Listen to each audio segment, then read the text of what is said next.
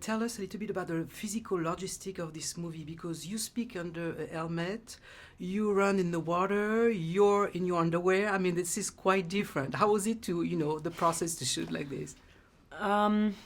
Yeah, we definitely sort of thrust our main character in the very beginning of the movie into the worst nightmare you could really possibly imagine. It's like the place that you work blows up while you're brushing your teeth, and where you work is actually at the bottom of the ocean. And the movie was just as sort of claustrophobic and stifling as the idea of that scenario. So yeah, I definitely would say that this movie is like about what it feels like to stare into darkness and not know what's going to happen to you, or even really what might exist in your reality. Mm-hmm. Yeah. There are 3 movies released back to back, at least in France. Charlie Angels, Underwater, and Seaberg. Which one was the most challenging, and which one you feel is the most personal to you? I mean, all of them feel personal in a way. I can't really step outside of myself completely when I act in movies. I feel like I'm trying to just get closer to myself.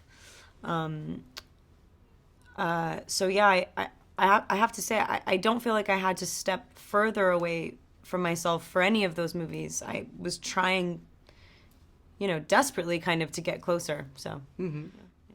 You're one of the rare artists who have a strong persona, both in acting and fashion. How do both of them complement each other, interact with each other on an artistic point of view? A lot of really elaborate, sort of like well-developed historical stories have been told through fashion.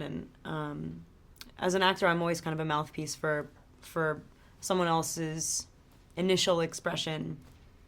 And I feel the same relationship that I do with a director as I do with a designer when trying to sort of realize those expressions physically.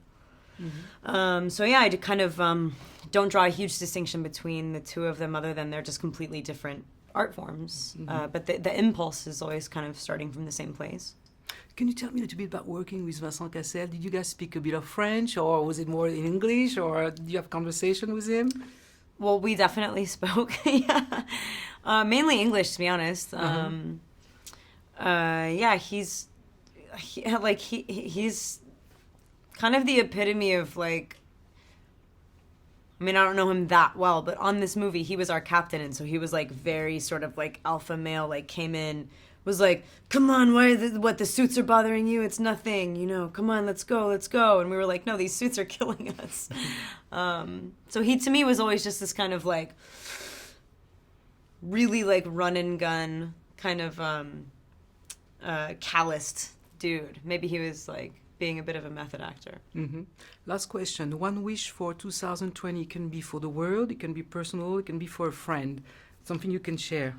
Oh, I don't know. God, like that's a tough one. Help us, please. Jeez. Mm-hmm. Yeah, I would love this. I'd love to. Yeah, I mean, honestly, there's just like there's so many question marks. I have no idea even how to define a wish. Mm-hmm. 2020. Just wondering. Yeah. Mm-hmm. It's full of question marks. That's yes, the answer. Yes, very much so. Yeah. Okay. Thank you very much. Thank you. Merci beaucoup. Merci.